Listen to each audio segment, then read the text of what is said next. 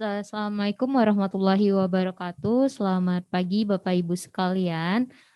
Mungkin lebih tepatnya sebelum saya akan masuk ke materi pelatihan nanti, kita akan lebih dulu, mereview beberapa latihan ataupun tugas yang sudah Bapak Ibu coba kerjakan. Nah, saya di sini kemarin dari tadi malam sampai dari sebelum pelatihan sebenarnya juga sudah menerima beberapa policy brief bagi Bapak Ibu yang sudah menuliskan, dan juga tadi pagi saya juga sudah sempat membaca dan beberapa kalau tidak salah saya ada memberikan komentar langsung di dokumen lembar latihannya itu. Tapi nanti kita akan bahas pula bersama di sini. Jadi, kita di sini selain saya berbagi, pengetahuan tentang penulisan policy brief, kita juga di sini akan sama-sama belajar. Baik, saya akan terlebih dahulu untuk, memberikan masukan kepada PB dari Bapak Sani. Ya, Bapak Sani ini, mungkin saya bisa menyapa Bapak Sani dulu. Halo, selamat pagi Pak Sani. Oh, masih mute ya Pak Sani. Oke, baik tidak apa-apa nanti, saya sambil saja. Jadi Selamat pagi. ya, baik.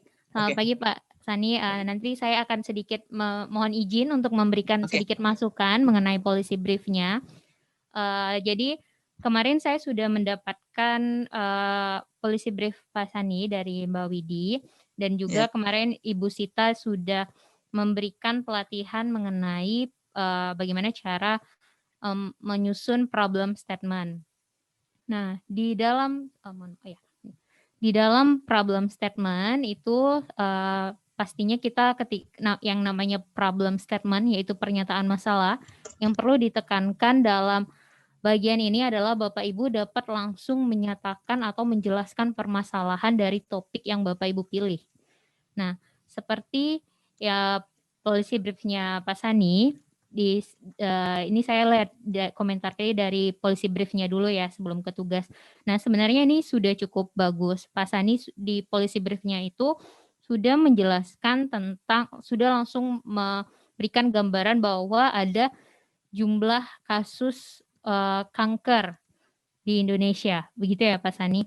Nah, tetapi di sini di dalam tugas latihannya Pak Sani lebih spesifikkan lagi, kanker yang dalam hal ini adalah kanker di, tempat kerja, seperti itu. Nah, saya ingin memberikan usulan untuk Pak Sani, alangkah lebih baiknya ketika Pak Sani, membuat suatu pernyataan masalah di bagian kalimat pertamanya, yaitu cukup dalam satu kalimat yang padat tetapi jelas, itu Pak Sani langsung menyatakan bahwa, misalkan ada data tentang jumlah, pekerja yang terpapar, karsinogen ini terkena kanker, itu langsung dapat Pak Sani sebutkan. Itu khususnya spesifiknya misalnya kalau ada data di Indonesia itu lebih bagus. Jadi Pak Sani bisa bilang, di Indonesia memiliki jumlah angka pekerja yang terpapar karsinogen sebesar, berapa persen atau berapa juta. Hal ini terbanyak di Asia atau berapa besar di Asia, misalnya kayak gitu. Itu, pernyataan mengenai komparisasi dengan, negara lain ataupun dengan negara-negara yang di Asia, itu dapat membuat magnitude dari kalimat pernyataan masalah ini. Nah, di dalam, secara umum juga untuk seluruh Bapak Ibu, saya ingin mengusulkan di dalam pernyataan masalah, mohon tidak untuk menjelaskan, hal-hal lain di luar masalah. Jadi seperti misalkan definisi atau penjelasan dari suatu undang-undang, itu nanti bisa di bagian lainnya, Bapak Ibu dapat masukan.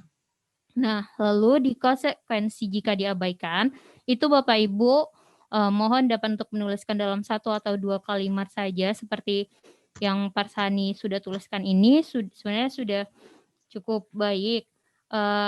Pak Sani menuliskan bahwa mortalitas dan morbiditas akibat kanker pada pekerja semakin tinggi yang membebani finansial pekerja tersebut karena pembiayaan kanker tidak semua ditanggung BPJS. Nah, ini dapat dijadikan suatu konsekuensi jika permasalahan penyakit kanker pada pekerja ini tidak ditangani, seperti itu.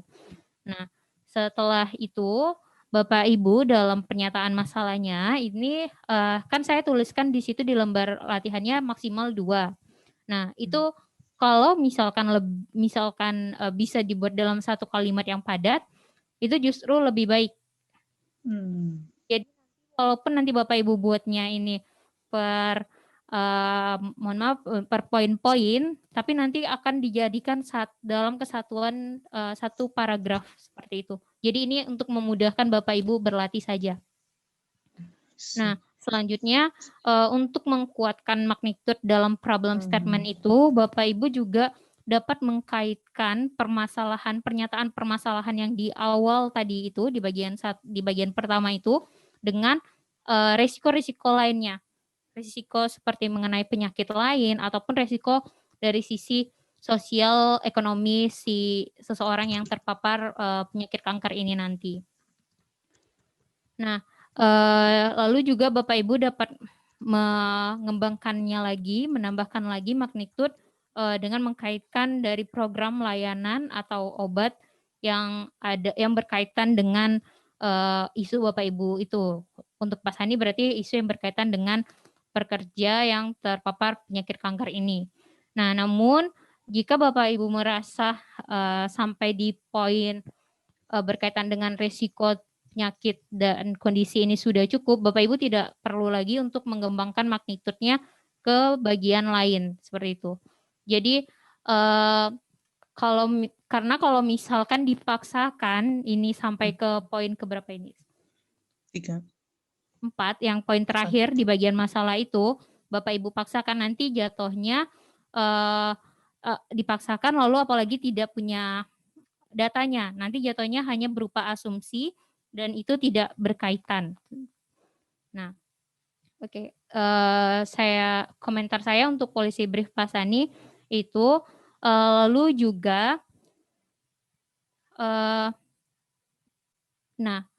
selain itu untuk di policy briefnya Pak Sani yang sudah dalam bentuk PDF yang kalau tidak salah sempat dipresentasikan dalam Fornas, ini kan Pak Sani kan punya subjudul lainnya ya Pak.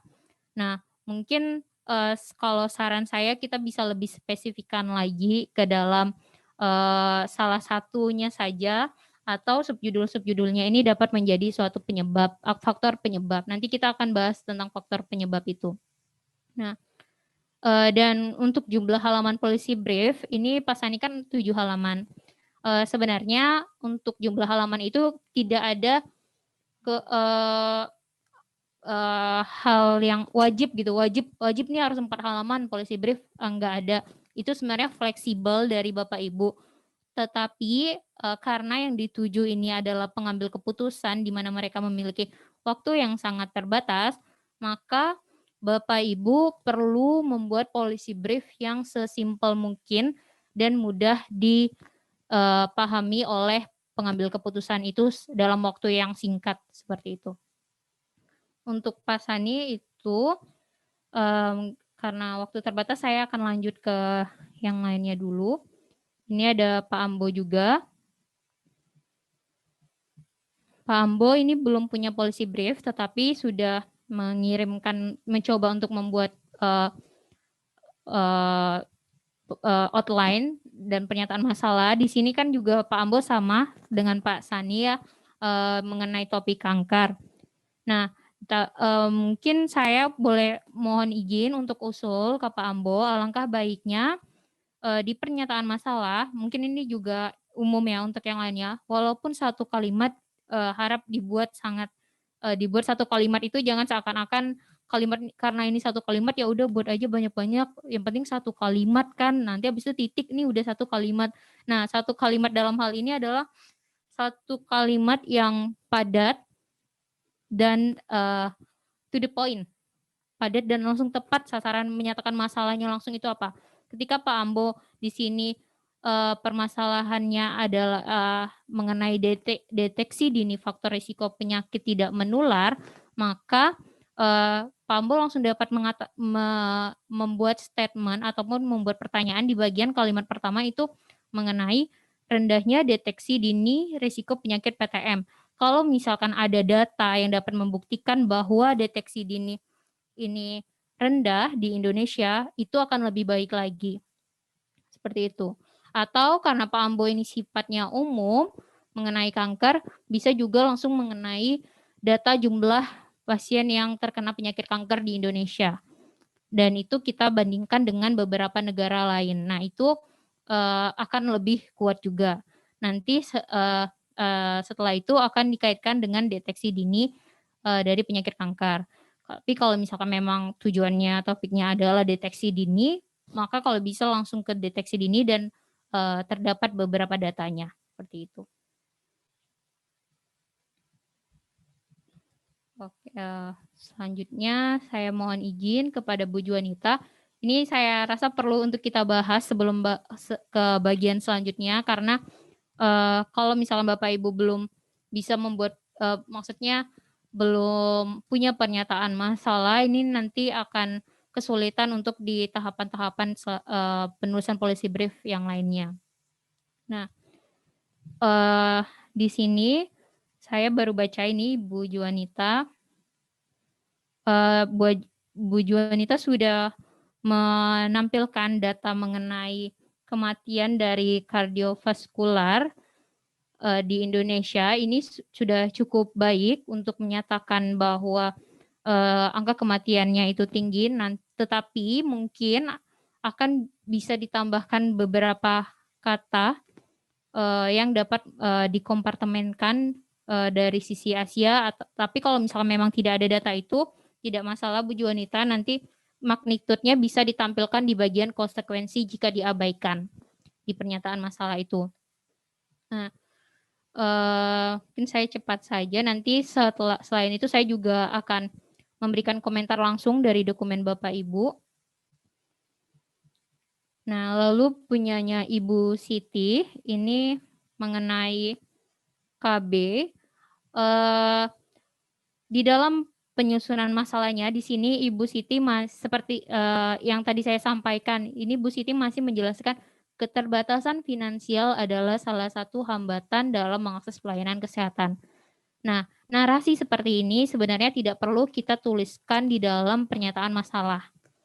Jadi Bapak Ibu dapat langsung seperti punyanya Ibu Siti, langsung saja membuat pernyataan bahwa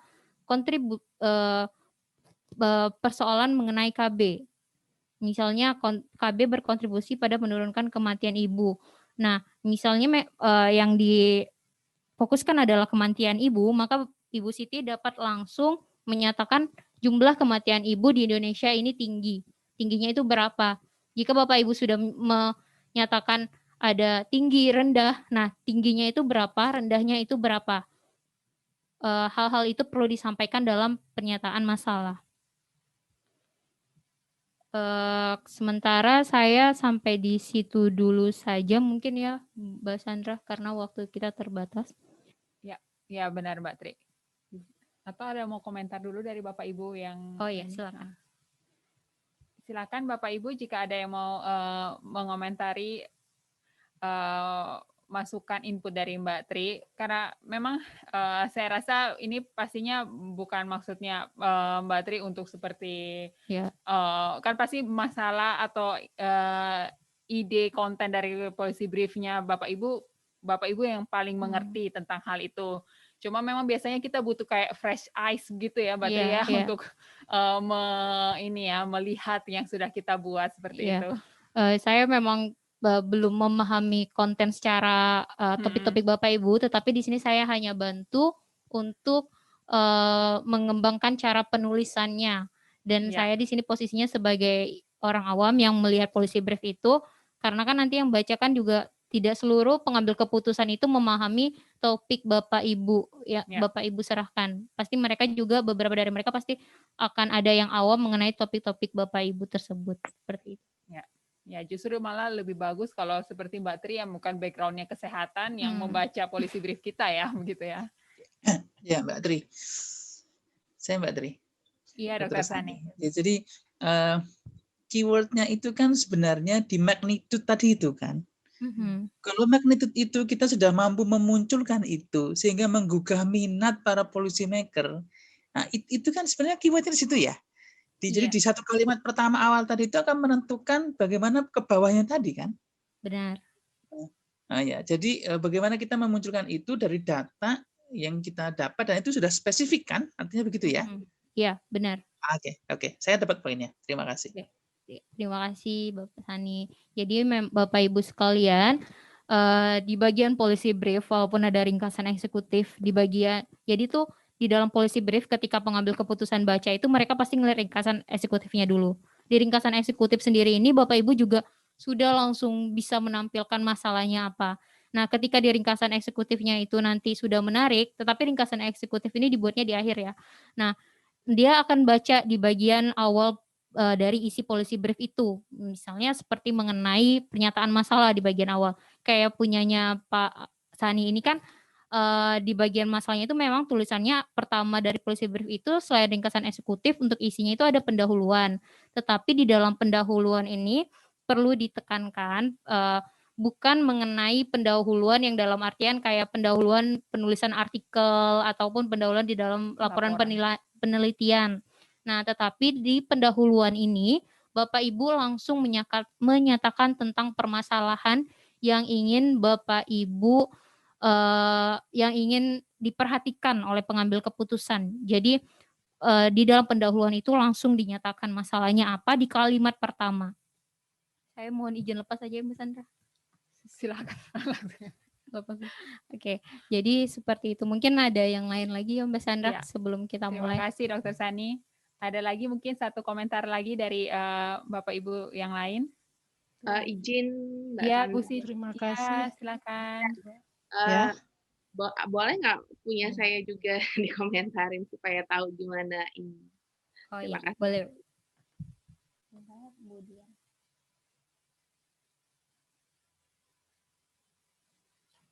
Oh baik, Bu Dian ini sebenarnya juga saya sudah baca untuk yang policy briefnya langsung ya Bu Dian, karena topiknya sama ya Bu nanti dengan yang dalam proses latihan ini.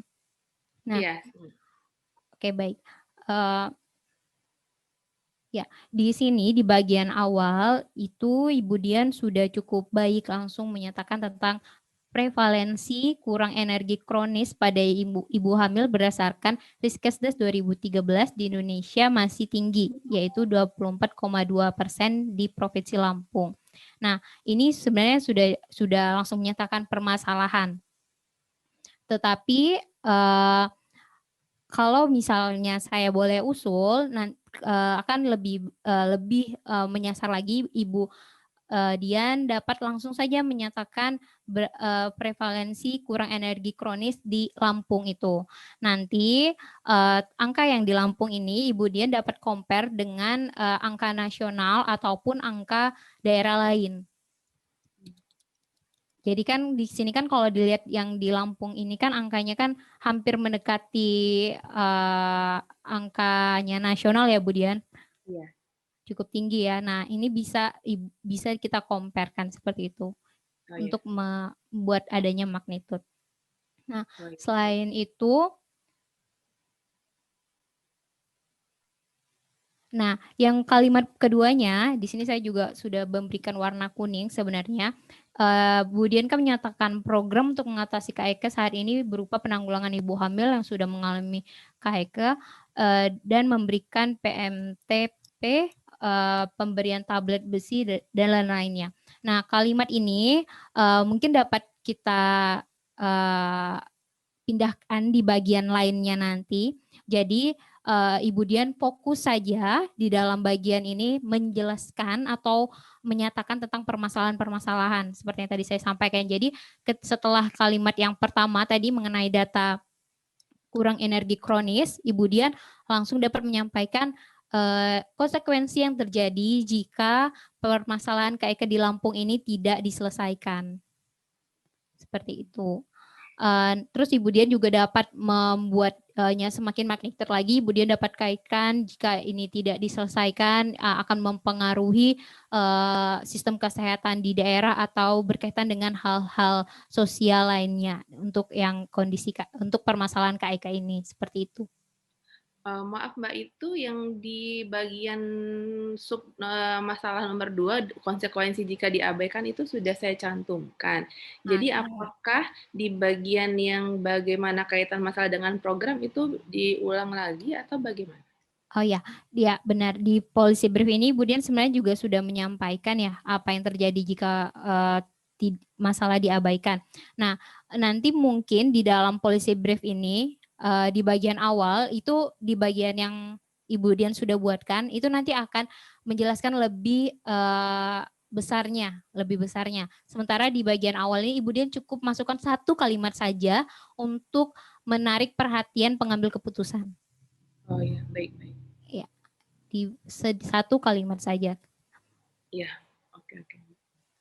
Lebih diringkas lagi gitu ya, Mbak? Ya, nanti di bagian jadi di bagian dalam di bagian yang jika masalah diabaikan itu nanti kita bisa memperkuat lagi dengan data-data, karena kalau misalkan saya lihat yang punyanya Ibu Dian ini memang sudah dijelaskan, namun jika lebih baik lagi apa yang terjadi jika kurang energi diabaikan ini dapat menampilkan data-data ataupun beberapa kasus dari negara lain seperti itu, atau dari daerah lain yang telah mengabaikan kasus ini sehingga menimbulkan permasalahan-permasalahan baru. Oke. Ya, Mbak, terima kasih. Ya, sama-sama Ibu Dian.